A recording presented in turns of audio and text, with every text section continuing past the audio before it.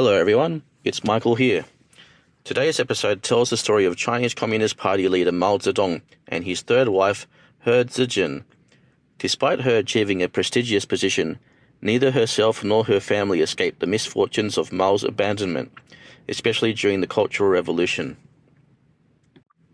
Her half-brother was tortured to death, and her own brother was tortured and imprisoned. Her other family members suffered the same fate.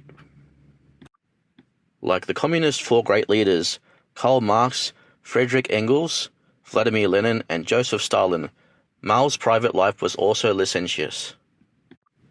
After leaving his birthplace, Shaoshanchong, Mao abandoned his first wife, Luo Yixiu, and fell in love with Miss Tao Ziyong. He later married his teacher's daughter, Yang Kaihui, and had 3 sons.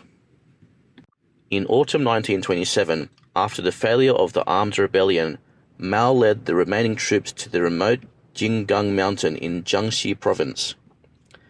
At that time, Jinggang Mountain already had 2 kings of the mountain, Yuan Wencai and Wang Zuo. It was with their consent and help that Mao was offered a position at Jinggangshan. Yuan Wencai also intended to send He Zizhen, who was hiding from the nationalists in his own mountain fortress, to Mao's side. He Zizhen was born in Yongxin County, Jiangxi Province, and joined the CCP at the age of 17. According to an article written by He Zizhen's granddaughter, Kong Dongmei, Listen to My Grandmother's Story of the Past, He Zizhen originally had a beloved named Ouyang Luo, who also joined the CCP and later died. Soon after Mao met the young and beautiful He Zizhen in Jinggang Mountain, the two began to live together, and Mao married her in 1928 without divorcing Yang Kaihui and gave birth to his first daughter. Sadly, during this period, which was regarded by He Zizhen as the happiest days, Yang Kaihui lived with her 3 children in a boarding house 60 miles away from the eastern township of Changsha, living in poverty.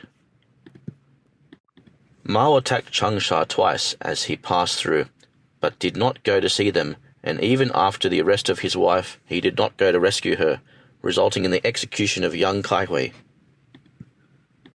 According to Yang Kaihui's manuscripts found in the Yang family's old house, Yang Kaihui knew that Mao had remarried He Zizhen, so in some of her manuscripts, she was full of extreme resentment towards Mao.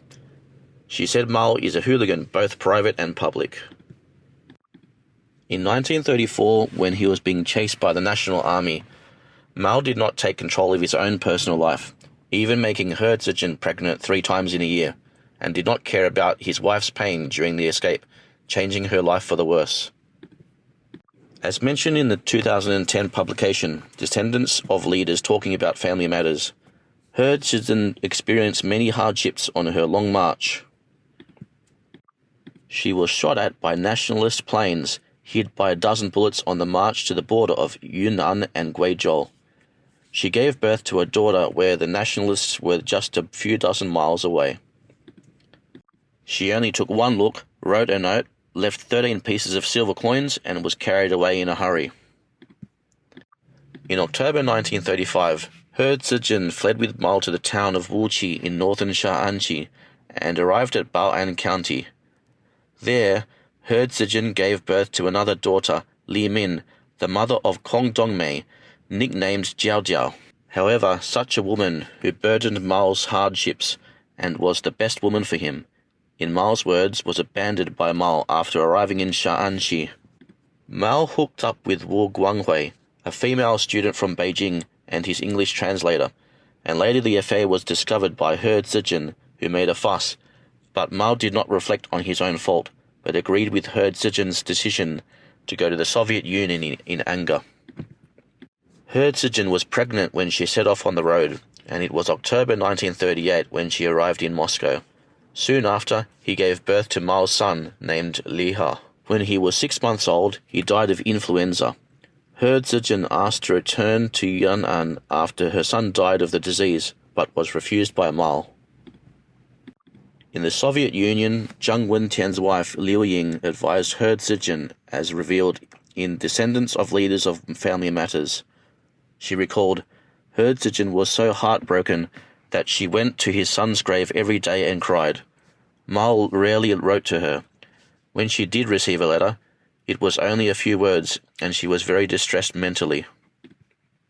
In September 1939, He Zizhen, who had just turned 30, suddenly received a letter from Mao entrusted to Zhongnanhai, in which he politely expressed his intention to terminate the marriage with her. Kong Dongmei recalls, "Grandma had just lost a son and received this letter. You can imagine what a shock it could be." According to official Communist Party sources, Mao and Jiang Qing married 2 months later, in November 1938. In other words, Mao once again married without a divorce. While He Zizhen was in the Soviet Union, Mao and young Kaihui's sons, Mao Xianying and Mao Xianqing, were also studying at the Soviet Union's Eastern University, Department 8. At the end of 1941, Mao sent his 3-year-old daughter Li Min to the Soviet Union. Li Min's arrival brought short-term happiness to He Zizhen. In a foreign land, she was dependent on her 3 children and formed a temporary home. However, Mao's indifference caused He Zizhen's life in Moscow to drop to a freezing point. Kong Dongmei once read a letter He Zizhen wrote to Mao in her later years, in which she mentioned that in order to feed her family, she had to knit woolen socks all night long, wash clothes, and go logging on weekends. Sometimes there was no food in the house, no firewood to chop, and their house was frozen in winter. We'll continue our story in the next episode. Thanks for watching, and don't forget to subscribe if you haven't already.